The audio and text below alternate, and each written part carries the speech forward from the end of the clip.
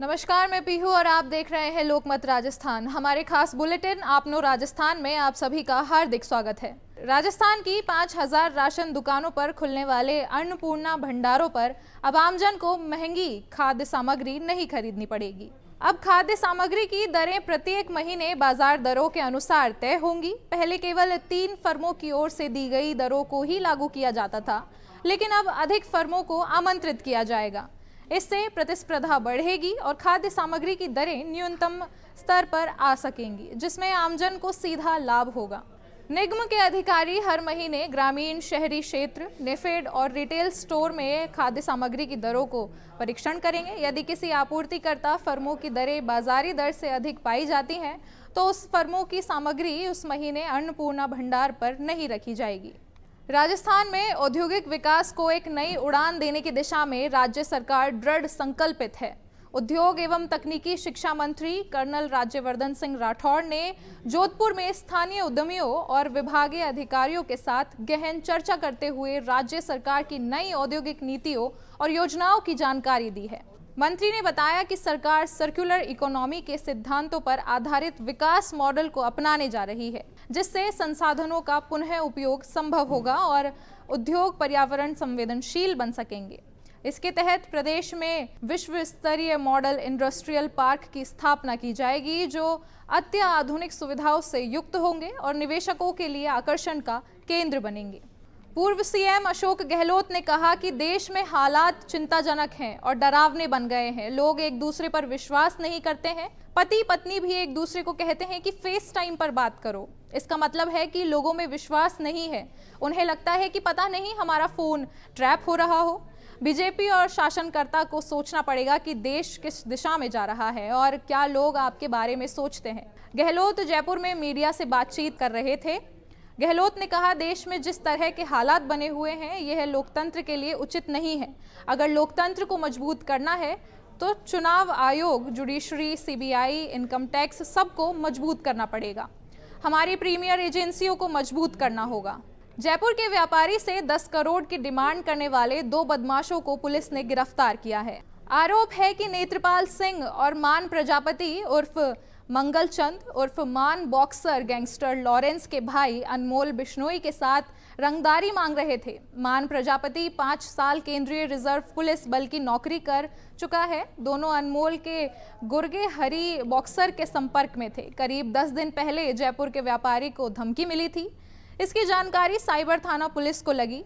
DCP crime Kundan कंवरिया के supervision में साइबर थाना पुलिस ने दोनों बदमाशों को गिरफ्तार किया है। इन बदमाशों के पास से पुलिस ने विदेश में बैठे गैंग के सदस्य हरी बॉक्सर से बात करने के लिए उपयोग में ली गई मोबाइल फोन रिकवर किए हैं। राजधानी जयपुर के वार्ड नंबर 22 में एक मस्जिद में निर्माण को लेकर नगर निगम हेरिटेज द्वारा नोटिस चस्पा किया गया है। इसके बाद तमाम संगठनों ने नगर निगम के द्वारा दी गई इस कार्यवाही को लेकर आपत्ति जताई। निगम ने 10 जुलाई को मस्जिद के भीतर चल रहे अवैध निर्माण कार्य को देखते हुए उसके मुख्य द्वार पर नोटिस चस्पा किया है। इसे 180 दिन के लिए सीज किया गया है। इसके बाद स्थानीय लोगों के द्वारा पूरे मामले पर आपत्ति जताई गई। गंगापुर पोल में आधुनिकृत निर्माण के देखते हुए अब तक 2 नोटिस जारी किए जा चुके हैं। निगम के मुताबिक भवन की स्वामित्व संबंधी दस्तावेज और सूक्ष्म निर्माण की स्वीकृति प्रस्तुत नहीं किए जाने से लेकर यह कार्यवाही की गई है। राजस्थान के चूरू जिले में 4 दिन पहले क्रैश हुए वायुसेना के जैगुआर फाइटर प्लेन का ब्लैक बॉक्स आखिरकार मिल गया है। वायुसेना के लगातार जारी सर्च अभियान को यह एक बड़ी सफलता मिली है। इस हादसे में दोनों पायलट शहीद हो गए थे। गौरतलब है कि 4 दिनों से दिल्ली, गुजरात और सूरतगढ़ वायुसेना की टीमें लगातार इस अभियान में जुटी हुई हैं। भानुदा और सिकराली रोही गांव की रोही में जैगुआर फाइटर जेट के क्रैश होने के बाद से ही वायुसेना का सर्च अभियान जोरों शोरों से चल रहा था। शनिवार को चलाए गए विशेष कॉम्ब्रिग सर्च ऑपरेशन के बाद वायुसेना को यह महत्वपूर्ण सफलता हाथ लगी है। फाइटर जेट के आगे और पीछे रूट पर गहनता से सर्च ऑपरेशन चलाया गया था, जिसके बाद ब्लैक बॉक्स का पता चला है। ब्यावर के विजयनगर स्थित NH-48 पर आज सुबह एक दिल दहला देने वाला हादसा हुआ। बाड़ी रोड स्थित संजीवनी स्कूल की बस और एक निजी वीडियो कोच बस की आमने सामने की टक्कर हो गई।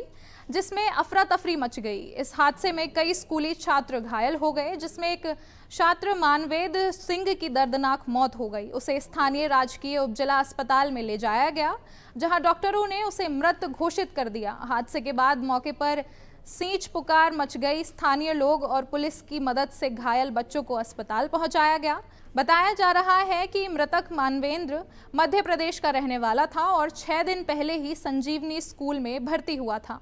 वह स्कूल बस चालक का भतीजा भी था। हादसे के वक्त वह बस की आगे वाली सीट पर बैठा था।